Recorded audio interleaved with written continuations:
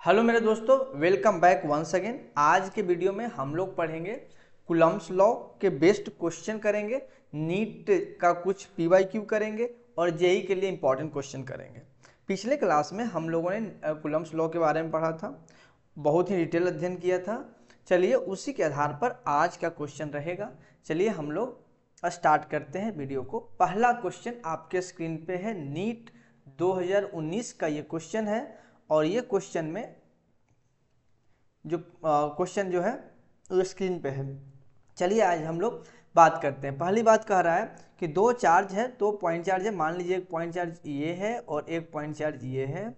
ये मान लीजिए ए है और ये बी है, ठीक है।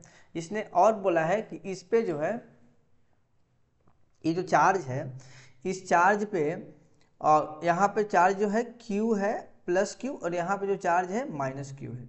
क्लियर है। इन दोनों के बीच के डिस्टेंस जो है सर्टेन डिस्टेंस है, मतलब फिक्स डिस्टेंस, कुछ भी मान लीजिए R है। अब इन दोनों के बीच में जो फोर्स लग रहा है उसका नाम F दिया है, एक फोर्स है F। चलिए इनके बीच में मान लीजिए अट्रैक्शन का फोर्स लगेगा, क्योंकि दोनों चार्ज ऑपोजिट है, तो ये फोर्स जो लगेगा उसको बोला है F। तो मान लीजिए F का वैल्यू जो होगा कूलम्ब्स लॉ के अनुसार K इंटू Q1 Q2, मतलब होगा Q स्क्वायर बाई डिस्टेंस है R स्क्वायर, और ये मैं मैग्नीट्यूड ले रहा हूँ, ऐसा माइनस आना चाहिए। चलिए ये हमारा केस हुआ जब हमारा ओरिजिनल चार्ज Q और माइनस Q वेयर देयर। चलिए अब हम क्या कर रहे हैं, केस 2 लेते हैं। ये मान लेते हैं केस 1 हो गया। अब केस 2 हम बात करते हैं। केस 2 क्या कह रहा है कि 25% charge of A is transfer to B, मतलब ए का जो चार्ज है उसमें से कुछ निकाल करके बी पर दे दिया है। तो मान लीजिए यहाँ पे जो ए है और यहाँ पे चार्ज बी है, और इन दोनों के बीच का डिस्टेंस जो था आर था, ठीक है।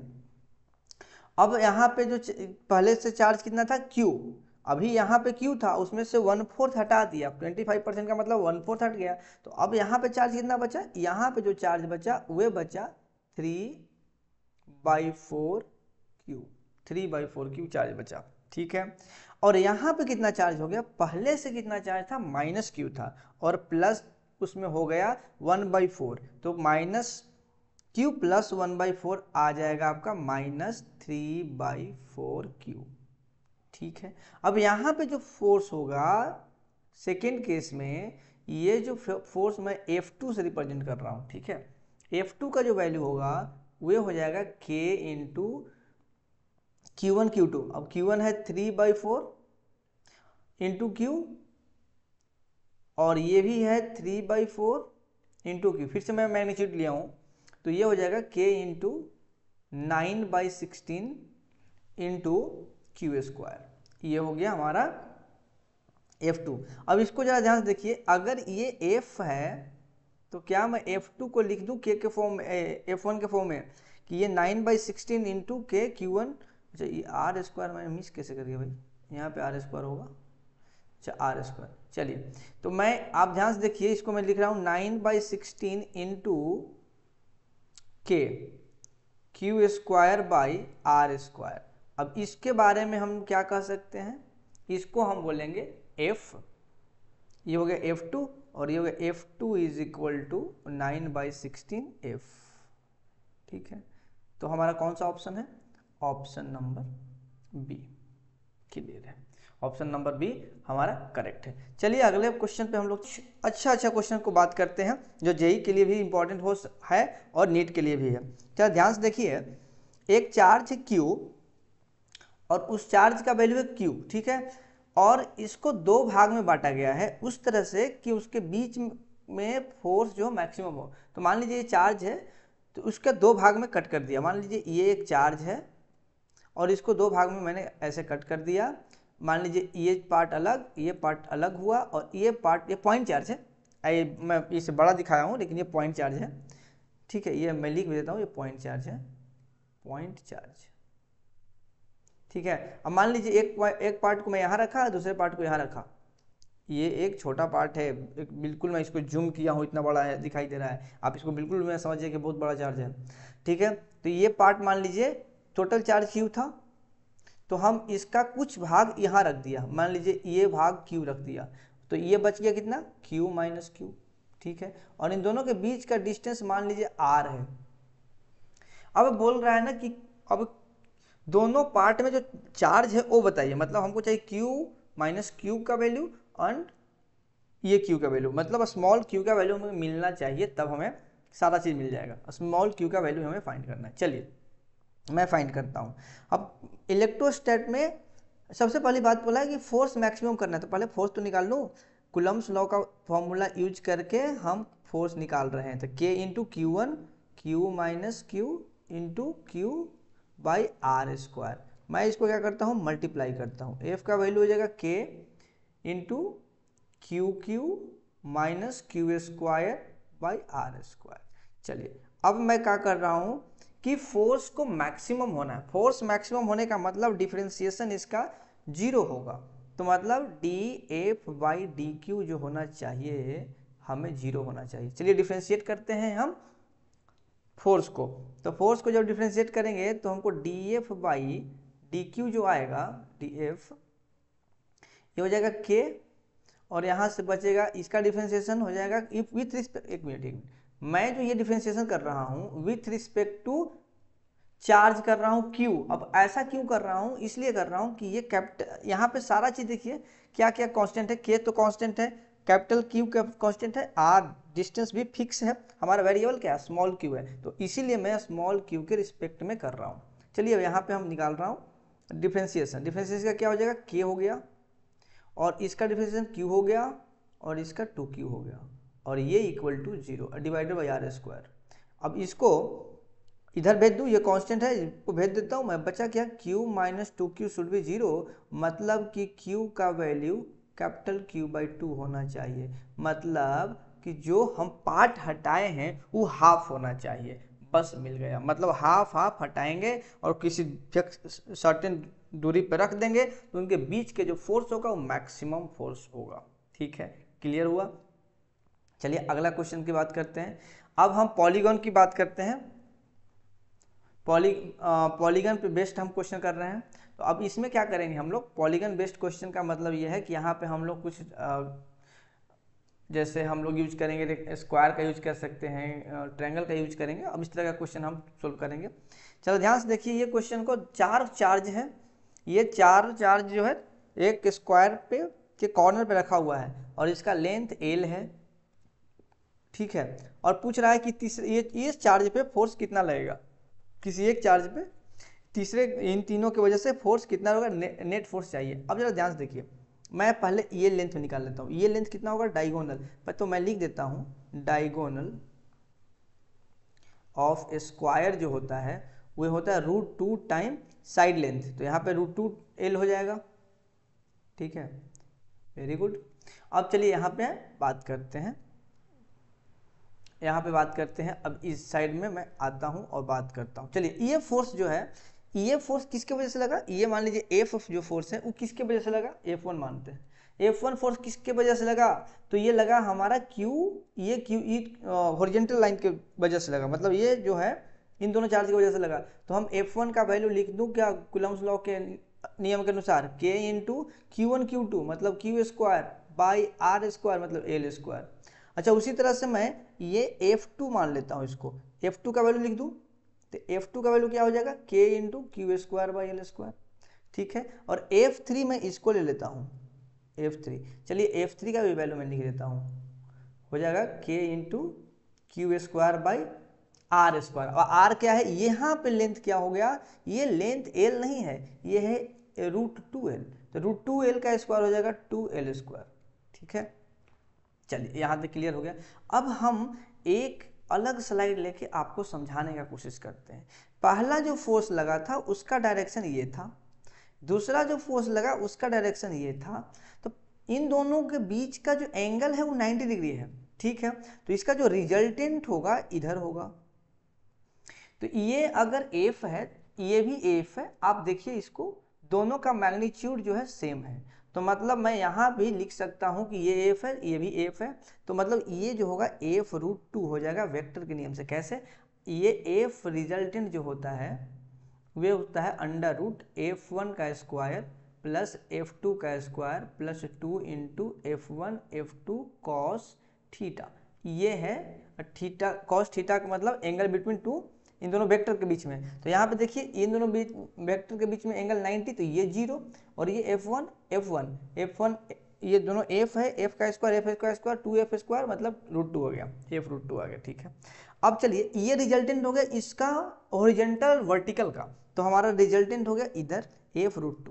और एक और मेरे पास फोर्स था जो कि F3 से फेमस है, तो इस F3 का डायरेक्शन भी इसी डायरेक्शन में है, ये भी है F3। ठीक है, अब इन दोनों का डायरेक्शन F3 का डायरेक्शन और f √2 का डायरेक्शन सेम है, तो यहाँ हम नेट जो रिजल्टेंट फोर्स होगा F नेट की जब मैं बात करूँ टोटल फोर्स का नेट होगा वह होगा F3 प्लस f √2। अब F3 का वैल्यू हमने निकाल चुके हैं, देखिए अब जरा ध्यान से, F3 का वैल्यू हम यहाँ फाइंड आउट कर चुके हैं KQ² मैं यहाँ सब्स्टिट्यूट कर देता हूँ KQ² प्लस f √2 का वैल्यू कैसे कहाँ से लाऊं, तो ये आ जाएगा, f का वैल्यू हमें पता है क्या है, k इंटू Q² इंटू √2, यही हमारा नेट फोर्स हुआ। ठीक है, ये न्यूटन में हमारा नेट फोर्स ऑन चार्ज हो गया। ठीक है, चलिए अब मैं अगले वीडियो की तरफ, अगले स्लाइड की ओर चलता हूं और देखता हूं ये क्वेश्चन। ये क्वेश्चन बहुत आसान क्वेश्चन हो सकता है, ये भी वेक्टर बेस्ड क्वेश्चन है, कोई बहुत बड़ी क्वेश्चन नहीं है। ये बोल रहा है 3 क्वेश्चन जो है 3 चार्जेज हैं, हालांकि ये इंपॉर्टेंट क्वेश्चन है, बहुत ही इंपॉर्टेंट क्वेश्चन है, ये नीट के वजह से बहुत ज़्यादा इंपॉर्टेंट हो जाता है। ठीक है, हालांकि जेईई में इसका इंपॉर्टेंस उतना ज़्यादा नहीं है, लेकिन नीट में इसका इंपॉर्टेंस बहुत ज़्यादा हो जाता है। चलिए आगे बात कर लेते हैं, है क्या, यहाँ पे चार्ज Q, यहाँ पे चार्ज Q। अब इस चार्ज, इसका लेंथ L है, इस चार्ज ने इस पे फोर्स लगाया, मान लीजिए F, जिसका वैल्यू हो जाएगा क्या, K इंटू Q²/L², कूलम्ब के नियम के अनुसार। ये लेंथ भी L है क्योंकि इक्विलेटरल ट्रायंगल है, यहाँ बोला है इक्विलेटरल ट्रायंगल है, तो ये लेंथ भी L है, तो इसका भी फोर्स हो जाएगा KQ²/L²। अब जरा ध्यान से देखिए, एक फोर्स इस साइड में, एक फोर्स इधर, दोनों के बीच का एंगल क्या होगा, ये ट्रायंगल इक्विलेटरल है तो ये एंगल 60, इसके ऑपोजिट एंगल भी 60। ठीक है, तो ये एंगल 60 डिग्री है। अगर दो वेक्टर को ऐड करना हो, उन दोनों के बीच में कुछ एंगल हो, तो अभी मैंने फॉर्मूला लिखा था एफ नेट का, एफ नेट जो हो जाएगा वो root under F1² plus F2² plus 2 time F1 F2 cos theta. अब यहाँ पे हम सब वैल्यू सब्स्टिट्यूट कर देंगे, तो ये F1 का वैल्यू हम ये ले लेते हैं और ये F2 का वैल्यू ये ले लेते हैं, दोनों वैल्यू सेम है, तो मैं यहाँ लिख देता हूँ एफ नेट। अच्छा होगा कि एक अलग स्लाइड ले लेता हूँ और यहाँ पे आ जाता हूँ, यहाँ पे ये हो गया कि ये फोर्स है F और ये फोर्स हो गया F, ये एंगल हो गया 60 डिग्री, तो F नेट जो हो जाएगा under root F1² plus F2² plus 2 time F1 F2, मतलब दोनों यहाँ पे F ही हैं, दोनों को मैं F ही ले लेता हूँ और दोनों को मैं F ले लेता हूँ। ठीक है, 2 टाइम F इंटू F² हो जाएगा एंड cos 60 भी 1/2 होता है, तो ये हो जाएगा 2F² plus 2 time F² into 1/2, ये कैंसिल हो गया, हमारा आ गया 3F² अंडर रूट, मतलब ये आ गया √3F, और F का जो वैल्यू है ये F नेट है, तो F का जो वैल्यू है, F नेट का जो वैल्यू हो गया वो √3 टाइम KQ²/L², ये हमारा रिजल्टेंट फोर्स है, इन ऐसा यूनिट में है, ये डिपेंड करेगा कौन सा चार्ज किस यूनिट में दिया हुआ है, मतलब फोर्स इतना लगा। ठीक है, मैं अगले वीडियो की तरफ जाता हूं और ये देखता हूं ये वाला, ये क्वेश्चन को देखिए, ये क्वेश्चन में भी कुछ नहीं किया है, क्वेश्चन में सिर्फ ये किया है कि यहाँ पे ना सेंटर पे माइनस चार्ज रख दिया है बस, तो इस पे हमें फोर्स निकालना है, इसका साइड लेंथ भी L है। अब जरा ध्यान से देखिए इसको कैसे निकालूं, तो मान लीजिए इन दोनों के बीच का फोर्स कैसा होगा, ट्रैक्शन का होगा, जो आप देख सकते हैं। अच्छा, फोर्स जो होगा ये F मान लीजिए, सब फोर्स बराबर होगा क्योंकि चार्ज बराबर है, डिस्टेंस बराबर है, ठीक है। और इसके बाद मैं क्या कर रहा हूँ कि इस फोर्स को मैं एक यहाँ पर ड्रॉ कर रहा हूँ। अब ध्यान से देखिएगा, ये है फोर्स इधर, ये है फोर्स इधर, ये है फोर्स इधर, सब फोर्स का वैल्यू है F, ठीक है। अब मैं यहाँ पे एक ये मान लीजिए y एक्सिस हुआ और ये मेरा x एक्सिस हो गया, ठीक है। और एक मिनट, इन दोनों के बीच का एंगल कोई बता सकता है? ये एंगल जो है ये 120, ये एंगल 120 और ये एंगल भी 120। तो अच्छा एक मिनट, ये एंगल 90, ये एंगल 90 हुआ, ये एंगल 90 हुआ, क्लियर है। और ये एंगल भी 90 है, ये एंगल और ये एंगल इक्वल है, ठीक है। और ये 60 डिग्री है, ये भी 60 डिग्री है, ये 30 डिग्री हो गया। तो क्या मैं बोलूं कि इसका एफ का कंपोनेंट अगर मैं इधर निकालूं तो हो जाएगा एफ कॉस 30 डिग्री। इसी तरह से इसका जो कंपोनेंट है इस साइड में आ जाएगा एफ साइन 30 डिग्री, इसका कंपोनेंट इस साइड में आ जाएगा एफ साइन 30 डिग्री, और इसका कंपोनेंट इस साइड में आ जाएगा एफ कॉस 30 डिग्री। यहाँ पे एफ है। मैं अब एक और स्लाइड ले लेता हूँ और यहाँ पे मैं सारा चीज़ क्लियर कर देता हूँ। चलिए जरा ध्यान से देखिए, हमारा जो फोर्स बना था इधर फोर्स बना हमारा एफ पहले से था, इस डायरेक्शन में हमें बना फोर्स एफ कॉस 30, इस डायरेक्शन में जो फोर्स लगा ये फोर्स लगा एफ कॉस 30, और इधर जो फोर्स लगा वह 2 बार लगा है F sine 30 plus F sine 30। अब जरा ध्यान से देखिए, ये वाले इसको कैंसिल कर देगा और ये बन जाएगा एफ कॉस साइन 30 का वैल्यू 1/2 प्लस एफ इंटू 1/2, ये बन गया एफ। तो ये फोर्स डाउनवर्ड है, ये फोर्स अपवर्ड है, ये भी एक दूसरे को कैंसिल कर दिया। एफ नेट का वैल्यू हमारा 0 न्यूटन आ गया, कोई फोर्स नहीं लग रहा है इस पॉइंट पे। इसका मतलब है कि ये इक्विलिब्रियम में है, ठीक है। मैं एक बार फिर से आप लोगों से यही रिक्वेस्ट करता हूं कि अगर मेरा वीडियो आपको अच्छा लग रहा है तो आप अपने दोस्तों को अवश्य दिखाएं, और अगर पहली बार आप आए हैं मेरे चैनल पे और अब तक सब्सक्राइब नहीं किए हैं, प्लीज़ सब्सक्राइब इट, और लाइक शेयर तो भूलना नहीं है। चलिए आगे मिलते हैं हम अगले वीडियो में, जहां हम लोग पढ़ेंगे इलेक्ट्रिक फील्ड के बारे में। फिर मिलते हैं अगले वीडियो में, तब तक के लिए बाय बाय।